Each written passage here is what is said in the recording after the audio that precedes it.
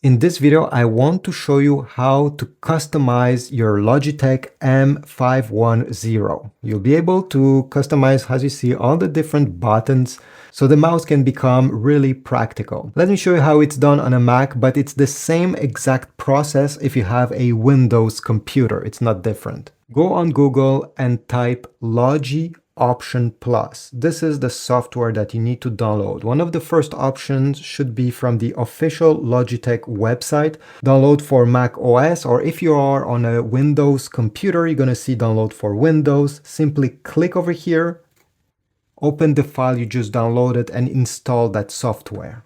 Once it is installed, it should look like this. And you should see your mouse appearing on the first screen. Simply click on it, click skip, and from here you'll be able to modify, to edit, to customize all the buttons. So simply click on the one you want to customize, and on the right side you'll be able to select what you want that button to do.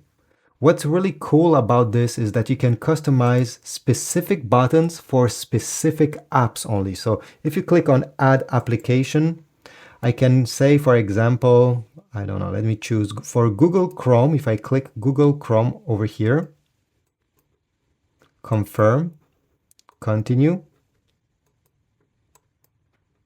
As you see on the top right corner, I am now into the Chrome settings.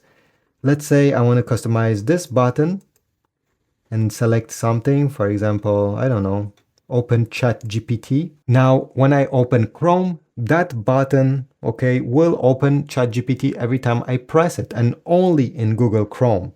If you click on global settings, these are the settings that will be applied to the mouse in general, but in specific apps you choose, and you can click the plus icon to add many, your mouse will behave differently.